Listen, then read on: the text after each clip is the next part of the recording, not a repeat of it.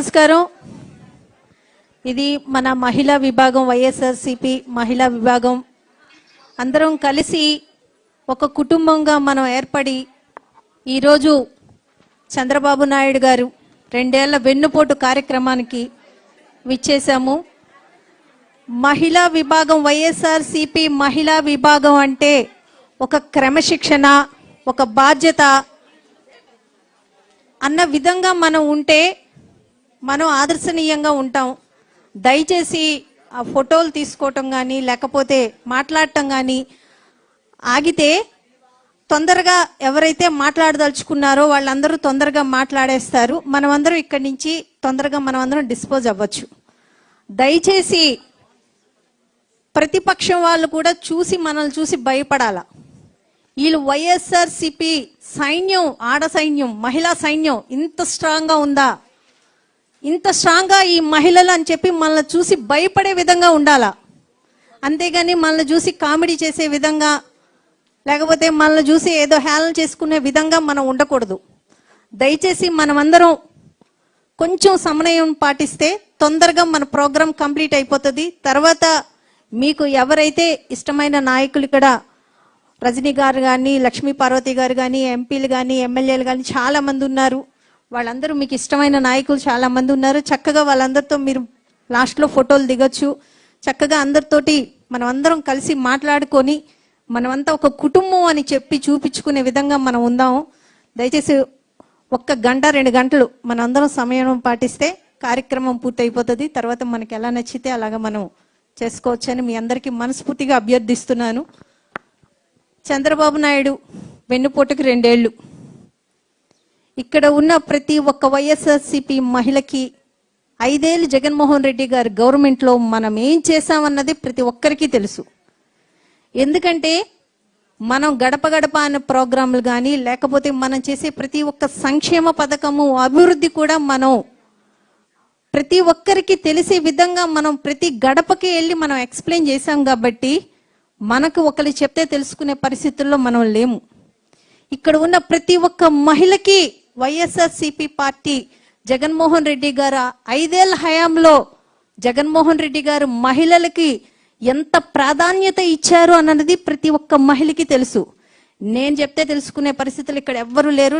ఏ నాయకులు చెప్తే తెలుసుకునే పరిస్థితుల్లో ఎవ్వరూ లేరు. అది మనందరికీ తెలుసు. కానీ ఇది ఏ రకంగా ప్రజల్లోకి మనం తీసుకెళ్ళాలి, ఏ రకంగా ఈ 2 ఏళ్ల వెన్నుపోటుని ప్రజలకి మనం ఏ రకంగా తెలియచేయాలా, వాళ్ళ అవేర్నెస్ మనం ఎలా కలుగజేయాలన్నది మాత్రమే ఈరోజు మన మీటింగ్. ఈరోజు మనం ఎందుకు ఇక్కడ మనమందరం ఇక్కడ వచ్చినాము, ఇక్కడ ఎందుకు మనం అందరం మాట్లాడుకుంటున్నాము అని అంటే, మన మహిళా విభాగం స్ట్రాంగ్గా ప్రజల్లోకి వెళ్ళాలి, మన వాయిస్ ప్రజలకు వినిపించాలి, అవేర్నెస్ అన్నది వాళ్ళందరిలో మనం కల్పించాలా. ఏంటిది 2 ఏళ్ళు అయిపోయింది, 3,60,000 కోట్లు 2 ఏళ్లకే వీళ్ళు అప్పులు చేశారు. ఏ సంక్షేమ పథకం ద్వారా ఏ మహిళ అకౌంట్లోకి వీళ్ళు వేశారు, ఏ ఆడబిడ్డ నిధి కింద అందజేశారు. ఫంక్షన్లు 4,000 అని చెప్పి 5-6 లక్షల ఫంక్షన్లు ఈరోజు ఆంధ్రప్రదేశ్లో తీసేశారు. 50 ఏళ్ళకే ఫంక్షన్ అన్నారు ఎస్సీ, ఎస్టీ, బీసీ, మైనారిటీ మహిళలకి. ఎక్కడ అమలు జరగలేదు. శ్రీశక్తి 18 ఏళ్ళ నుంచి 50 ఏళ్ళు అన్నారు. ఒక్క మహిళకి, ఒక్క ఆడబిడ్డకి ఎక్కడ 1,500 పడింది లేదు. అలాగే నిరుద్యోగ భృతి అన్నారు. ఈరోజు మెగా డిఎస్సి అంటున్నారు. ఈ మెగా డిఎస్సిలో ఈరోజు ఎన్ని అవకతవకలు జరిగినాయో ప్రతిరోజు మన నాయకులు, మన మంత్రులు, మన మాజీ మంత్రులు ప్రతి ఒక్కరు తెలియజేస్తున్నారు. ఈ మెగా డిఎస్సి ఎంత దారుణంగా చదువుకున్న పిల్లల్ని దగా చేస్తున్నారు, వీళ్ళు ఏ రకంగా వెన్నుపోటు పొడుస్తున్నారు లోకేష్ గారు అని అన్నది. ఈరోజు ఏ రకంగా మెగా డిఎస్సిలో ఉద్యోగాలు అమ్ముకున్నారు అన్నది మనం చూసాం. కానీ గతంలో మన జగనన్న పాలనలో 1,30,000 పోస్టులు మనం సచివాలయ సెక్రటరీల వ్యవస్థ ద్వారా ఇచ్చాం. మన గవర్నమెంట్ పోయి 2 ఏళ్ళు అయింది, వాళ్ళు వచ్చి 2 ఏళ్ళు అయింది. 2 ఏళ్లలోన ఈ సచివాలయ సెక్రటరీల వ్యవస్థలో 1,30,000 ఉద్యోగాల్లో ఒక్క అవకతవక జరిగింది అన్నది వాళ్ళు చూపించగలిగారా? ఎక్కడైనా వాళ్ళు మాట్లాడగలిగారా? లేదు. ఎందుకంటే చాలా ట్రాన్స్పరెన్సీగా ఆ ఉద్యోగాల కల్పన అన్నది జగన్మోహన్ రెడ్డి గారు కల్పించారు. అందుకే వాళ్ళు ఒక్క మాట కూడా మాట్లాడలేకపోయినారు. ఈరోజు మహిళలకి 50% రిజర్వేషన్, 40 ఏళ్ల ఇండస్ట్రీ అంటారు, 4 సార్లు సీఎం అంటారు. ఈ 40 ఏళ్ల ఇండస్ట్రీలోనూ మీకు తట్టలేదా? 50% రిజర్వేషన్ మహిళలకు ఇవ్వాలన్నది మీకు తెలియలేదా? ఈరోజు మహిళల్ని మీరు ఉద్ధరించే వాళ్ళు దిగారా? ఈరోజు మహిళల్ని మీరు ఉద్ధరిస్తారా? 50% రిజర్వేషన్ లోకల్ బాడీ ఎలక్షన్స్లో ఉన్న మహిళలకి ఇవ్వటం జరిగింది జగన్మోహన్ రెడ్డి గారు. ఇళ్లల్లో ఉన్న ప్రతి ఒక్క మహిళ ఈరోజు బయటకు వచ్చి స్వతంత్రంగా నేను మేయర్ని, నేను డిప్యూటీ మేయర్ని, నేను కార్పొరేటర్ని, నేను జడ్పీ చైర్పర్సన్ని, నేను జడ్పీటీసీని, ఎంపీటీసీని, ఎంపీపీని అని చెప్పుకుంటున్నారు అని అంటే, నేను డైరెక్టర్ని అని చెప్పుకుంటున్నారంటే, ఇంతమంది మహిళలకి 50% రిజర్వేషను. అదే నామినేటెడ్ పదవుల్లో ఇచ్చిన వాళ్ళకైతే 51% రిజర్వేషన్. ఈ రకంగా జగన్మోహన్ రెడ్డి గారు ఫస్ట్ టైం సీఎం అయినప్పుడే ఇంత మహిళలకి ఇంత ప్రాధాన్యత ఇస్తూ రాజకీయంగా కూడా మహిళలు ముందుకు రావాలి, బయటకు రావాలన్న ఉద్దేశంతో ఇంత అవేర్నెస్ కలిగిస్తే 40 ఏళ్ల ఇండస్ట్రీకి 4 సార్లు సీఎంకి పాపం తెలియలేకపోయిందా? కేంద్రం పార్లమెంట్లోనే పెట్టి 33% రిజర్వేషన్ ఎట్టి పరిస్థితుల్లో జరిగిపోద్దన్న సంగతి అందరికీ తెలిసిందే. ముందే కూసింది కోడి అని చెప్పి ఈ కోడి వచ్చి ముందే వస్తుంది 33% మేము ఇచ్చేస్తామని. 50% ఇచ్చిన దగ్గర తెలియలేదా మీకు? అంతకుముందు అన్నిసార్లు సీఎంగా చేసిన మీకు తెలియలేదా మహిళలకు ప్రాధాన్యత ఇవ్వాలని? 30,000 ఇస్తారా? 3 పిల్లల కంటే 30,000 ఇస్తారట, 4 పిల్లల కంటే 40,000 ఇస్తారంట. ఏమైనా మిషనరీ అనుకుంటున్నారా? 10 మందిని కాదు 100 మందిని పోషించగల సామర్థ్యత మీకుంది.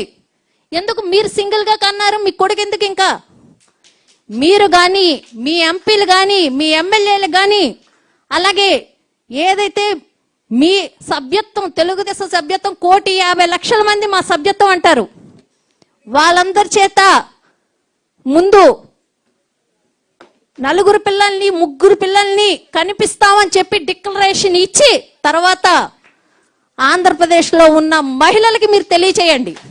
అంతేగాని పేద వర్గం, సామాజిక వర్గం, మధ్యతరగతి వాళ్ళు వీళ్ళ పిల్లల కనాలా? ఎలా పెంచాలి? ఒక పక్క అమ్మఒడికి 20 లక్షల మందికి అమ్మఒడి ఎత్తేశారు, ఒక పక్క ఫీజు రీఇంబర్స్మెంట్ లేదు, ఒక పక్క నాడు నేడు స్కూల్లో గవర్నమెంట్ స్కూల్లో అభివృద్ధి లేదు. ఎక్కడ మహిళలకి అంటూ ప్రాధాన్యత లేకుండా, మహిళలకి ఎలాంటి స్వలంబన లేకుండా, ఎలాంటి ఆర్థిక స్వతంత్రం లేకుండా వాళ్ళని పూర్తిగా తొక్కేస్తున్న వీళ్ళు 3-4 పిల్లల కంటే ఎలా పెంచుతారు, ఎలా పోషిస్తారు అనుకుంటున్నారు? వీళ్ళ చెప్పేది ముందు డిక్లరేషన్, మీ 1,50,00,000 మంది మా సభ్యత్వం అని చెప్పి గర్వంగా చెప్పుకుంటారే, 1,50,00,000 మంది చేత ముందు మీరు డిక్లరేషన్ ఇప్పించండి, మేము 3-4 పిల్లలకి అంటామని. మీ ఎమ్మెల్యేల చేత, ఎంపీల చేత, మినిస్టర్ల చేత, మీ ఎమ్మెల్సీల చేత ముందు రాయించివ్వండి, డిక్లరేషన్ ఇవ్వండి. ఆ తర్వాత ఆంధ్ర రాష్ట్రంలో ఉన్న ప్రజలకు మీరు చెప్పండి, ముందు మీ కొడుకు చేత కనిపించండి 4. అంతేగాని మహిళల్ని ఎంతమంది కనాలా అని చెప్పి మీరే చెప్తారా? అసలు చెప్పడానికి కూడా సిగ్గు లేదా? నిస్సిగ్గుగా చెప్తున్నారే ఇలాంటి మాటలు. ఈరోజు మేయర్లుగా మన ఉమ్మడి 13 జిల్లాలు ఉంటే 13 జిల్లాల్లో 9 మందికి జగన్మోహన్ రెడ్డి గారి హయాంలో మహిళలకి మేయర్లు ఇవ్వడం జరిగింది. డిప్యూటీ మేయర్లు 36 మంది ఉంటే అందులో 18 మంది మహిళలకి ఇవ్వడం జరిగింది. మార్కెట్ యార్డ్ చైర్మన్లు 202 మంది ఉంటే అందులో 102 మంది మహిళలకి ఇవ్వడం జరిగింది. ఈరోజు డైరెక్టర్లుగా 1054 మంది డైరెక్టర్లు ఉంటే అందులో 580 మందికి డైరెక్టర్లు ఇవ్వడం జరిగింది. ఇన్ని రకాలుగా మహిళలకి అన్ని రకాలుగా ఇటు సంక్షేమమే కాకుండా అటు రాజకీయంగా కూడా మహిళల్ని ముందుకు తెచ్చిన ఘనత మన జగనన్నది. ఈలాంటి జగనన్న మళ్ళీ మన సీఎంగా తెచ్చుకోవాలి అన్న మన మహిళలందరం ఒక కంకణం కట్టుకొని రాబోయే రోజుల్లో జగనన్నని పూర్తి స్థాయిగా మనమందరం కష్టపడి జగనన్నని మళ్ళీ సీఎం చేసుకునే పరిస్థితుల్లోన మనమందరం కలిసి పనిచేయాలని చెప్పి మీ అందరికీ మనస్ఫూర్తిగా అభ్యర్థిస్తూ మన వరద కళ్యాణి గారు మేడం గారు ఆధ్వర్యంలో ఈరోజు మనమందరం ఈ సమావేశానికి విచ్చేసాం. ఇక్కడికి పెద్దలు ఎంతో మంది వచ్చారు. అందరికీ నా నమస్కారాలు. ఇక్కడికి దూరాభారం నుంచి వచ్చిన ప్రతి ఒక్క అక్క చెల్లెమ్మకి నేను మనస్ఫూర్తిగా ధన్యవాదాలు తెలియజేసుకుంటున్నాను. నమస్తే.